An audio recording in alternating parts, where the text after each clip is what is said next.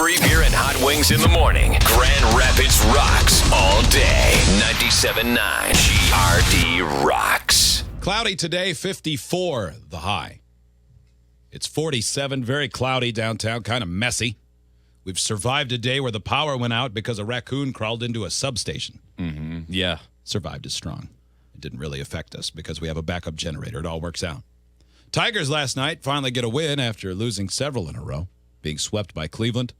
Took on the Oakland A's, got the win. They were up 6-0 and cruising, and then there was an incident in the outfield with Tyler Collins that has the baseball world making fun of him today. Mm-hmm. There's a high fly ball. Shallow center field. Collins can't find it. Here comes Upton now, and it's going to drop. Collins never saw it. And the runner will go to second and now third because the ball is still standing there. By the time Collins picked it up. Now, the game turned into Little League for a moment where the theory was always just keep running. The other team's going to throw the ball all over the diamond anyway. Boy, and they were. I don't know what any of them were thinking. I mean, Collins was bad enough. I mean, he lost it in the lights. It happens. But then Upton comes in, bobbles it, then just starts wandering around. It's like he's not even looking at the ground, which would be the natural place a ball would fall. I think he must have thought it was in his glove, but either way, you still throw it into the infield. But even after he realized it wasn't, he's like, and then he throws it to third base, and it takes a weird hop. He misses. Things got really bad for a moment, but the Tigers are still up. Semyon went all the way to third. Some booing. It's not looking pretty good. Not really sure what happened. It seems like it's past twilight, and when you play in the outfield, it's just so. I don't know if they didn't see him or they just chose not to reference him in that moment. I'm sure they probably circled back to it. But so Tyler Collins, as he's stepping back into position in center field, flips the bird, from one foul pole to the other. Not just anybody specifically, like, hey, everybody, unless you're behind me. And I think it's implied. Everybody. Yeah. Go to hell. After the game, Tyler Collins, humble. On the play, when did you lose the ball? Did you just never see it? Your boos come from the home crowd, set off a fuse inside of me. And like I said, I lashed out and I shouldn't have. So on the play, when did you lose the ball? Did you just never see it? Yeah, it got up in that high skies, that dusk period, that one brief spot. And, I mean, nobody, I'm looking around screaming, I don't see it. Nobody else sees it. It was unfortunate. Was it almost like non-voluntary, like almost just reactionary? Like you hear the boos and you just react? Completely. It was frustration. No, it was complete premeditation, stupid sports reporter. I've been thinking about this my whole life. If I ever make a boneheaded error that is somewhat common in Major League Baseball, I'm going to lose my mind and ruin everything. I actually practiced this in spring training this year. Yeah, it's really the best thing, the thing I do best. Hear that at home, we deal with that enough on the road. With that being said, I should be more mature and more grown up than that to be able to deal with it, and that's where I apologize.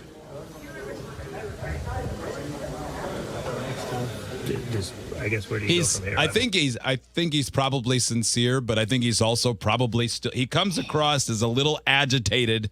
He does. This. Well, I would be. I shouldn't have to hear that at home, but I need to grow up. Just say I'm sorry. Yeah, it would have been a lot better if he had just owned it completely, not saying that's the part I apologize for. Don't say part, just say, man, things just got, I was upset about the play, and then I just let things get to me, and man, I'm really sorry. I should never act like that. That's stupid.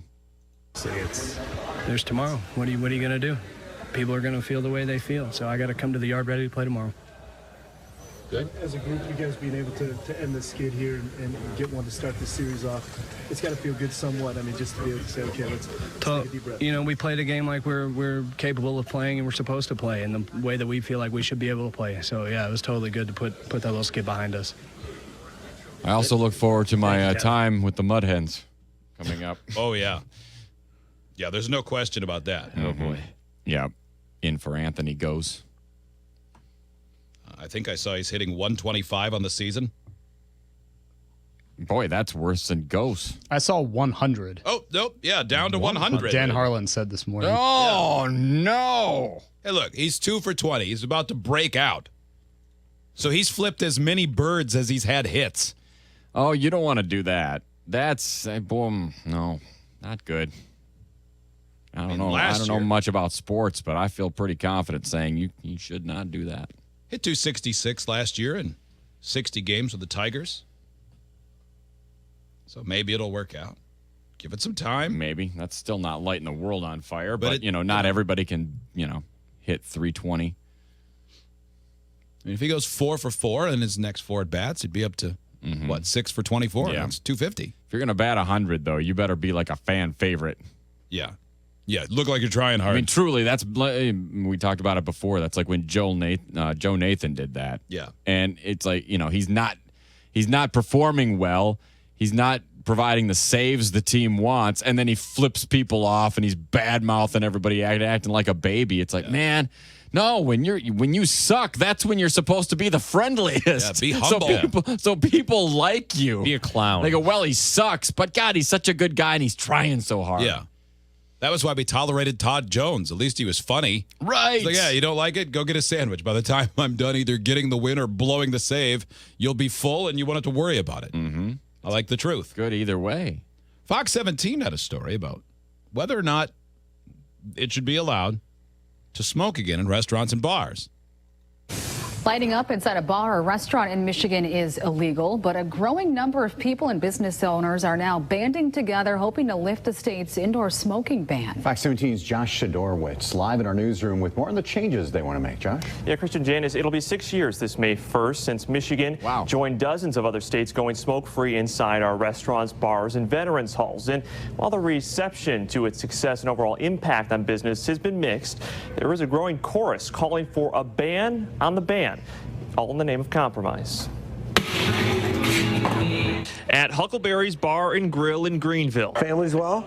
The smoking situation is the statewide standard. It's had a negative effect. There's no question about it. And admittedly, it's been a trade-off for owner Mike Huckleberry, who just happened to also be a state rep in Lansing at the time the law was passed in 2010. He didn't support it then, but he also says now he would not take his restaurant back to smoking. On one end, we've lost some customers. On another end, we've gained customers. Having said that, I think every bar and every restaurant should be allowed to do what they want to do. And with that, Huckleberry, I kind of agree with that.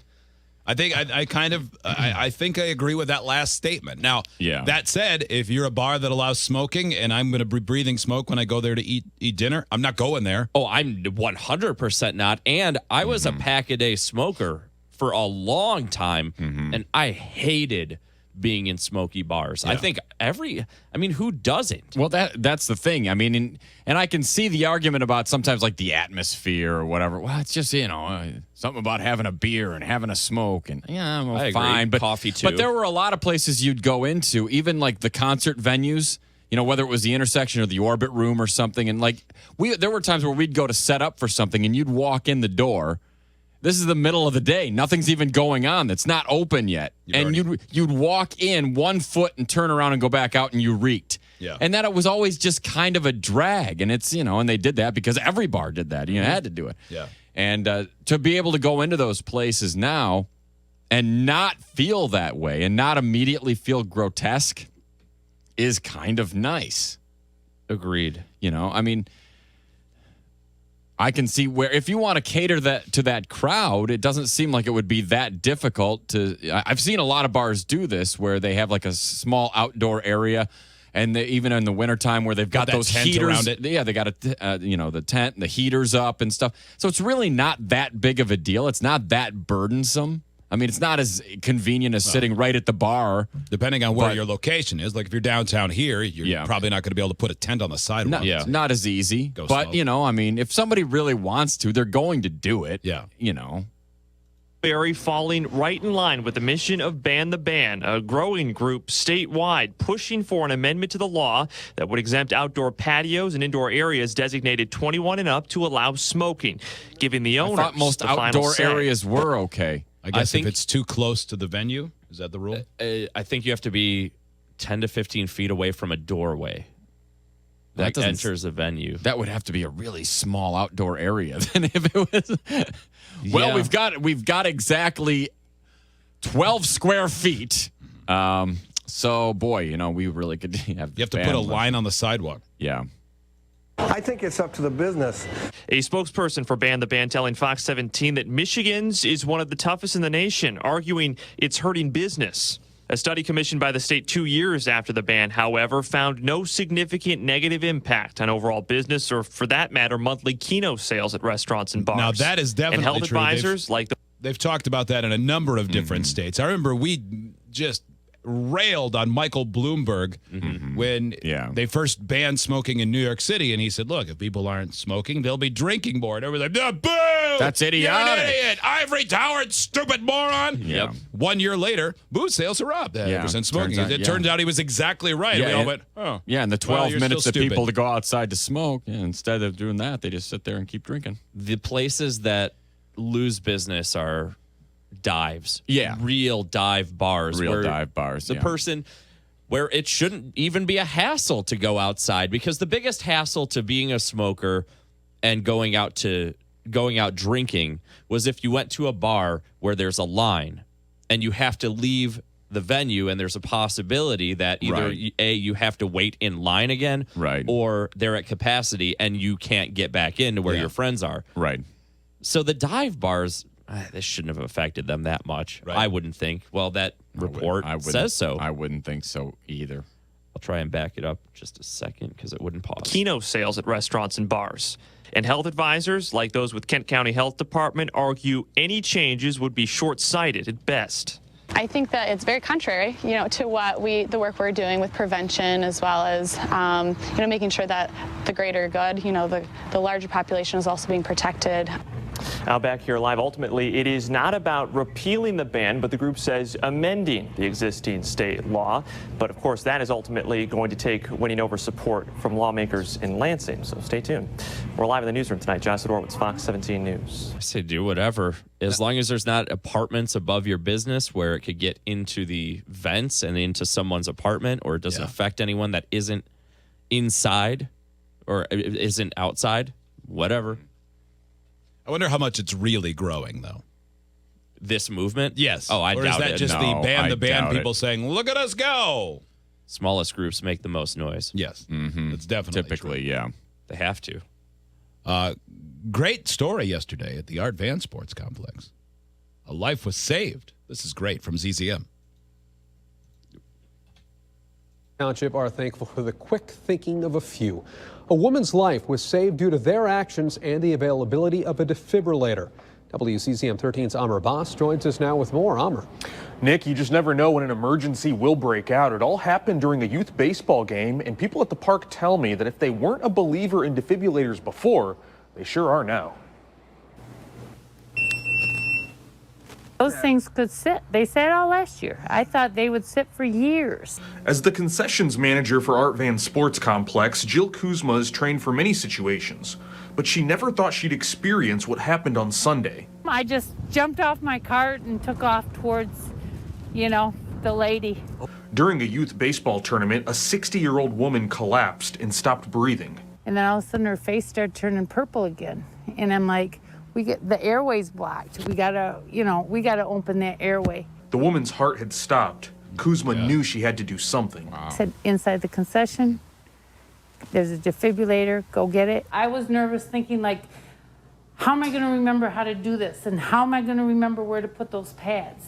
And it just, step by step, it shows you. Plug in pads connector. Attach pads to bare skin exactly as shown. Those things are amazing. They've made it so straightforward, and because it takes the readings, I might be stealing some thunder, it can't be given to someone who doesn't need it.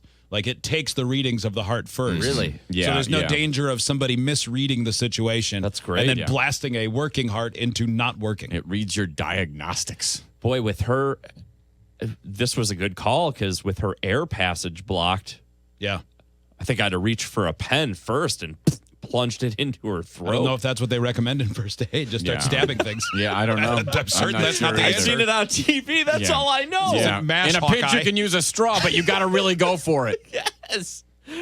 That's all I've seen. You got to give an emergency. Joe just wants to give an emergency trachea out of him. It's his lifelong goal.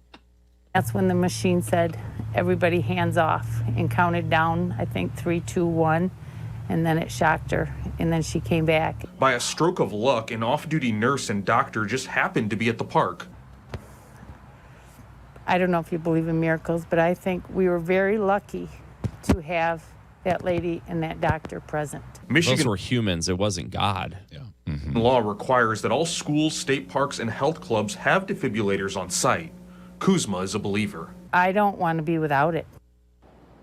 And thankfully, the woman is doing okay now. Kuzma now wants another defibrillator, so every part of the park is covered. She is hoping that someone will donate one. Remember, that was something Wes Leonard's family did. Worked very hard, and friends and family. Yeah. After that, to try to put them in all the high schools and everything. Raised a lot of money for that. It's so smart. Where we play pickup basketball, what they were doing was actually the right thing. Now, the approach made me think that they were sitting around going, hey, we got to make sure those old guys that play basketball know where the defibrillator is. Because they came down one Tuesday night when we were starting to play, and they go, hey, which one of you is Greg? And it's me. Hey, we have to show you something. And I'm like, oh, man, did somebody's kids damage something? Or like, what's going on? And then we go upstairs and they go, we need to show you, and we're hoping you'll show everyone else where the defibrillator is, because we think it's possible one of you could have a heart attack someday. Did you pick me because I look most likely, or no? Probably least likely. Yeah, maybe least likely. That's probably not it. Well, why would she show you? You can't do it on yourself. Yeah. She wanted me to know where it was. I guess that's a good point. Yeah, I'm a lifesaver. Yeah, you are a lifesaver. Plus, you're the best person to go fetch it, because you can't possibly be responsible for sitting there watching the person dying, because you'll just pass out too. That's so true. Give you a job. Yeah. Send you on your way. You're probably pretty speedy. That's not true. Well, speedy enough. I mean, you know, enough, you're out there exercising, playing basketball. Well, you must have a couple good sprints in you. More than likely, she saw that you organized the games, looked at you, assumed that you spent most of your time on the bench, and when one of the real athletes passed out, you could go get it. Are you the manager? You are the manager. I keep stats for pickup basketball. You have a clipboard? I keep stats. I run stats on all of it. Yeah. Let the guys know how they're trending. Hey, come on. Hey, while you're not playing this game, come on over. I'll talk to you about your advanced analytics. Let's shoot some threes. Your points per possession are down, just FYI. So maybe you could be a little more efficient. It's our last game of the season, Greg. Come on. You can play a little bit. Yeah. Threes. Boom, boom, boom, Are boom. you suggesting I'm the J-Mac of pickup basketball? I wasn't going to say that, but yeah. You're your own person. You've got a special skill. No. Well, I hope that's true someday, so I have that one shining moment, because so far it's just misery. Man, look at that guy with the broken fingers. He's raining threes. He can't be stopped. It's STP, Big Empty. It's on 97.9 GRD.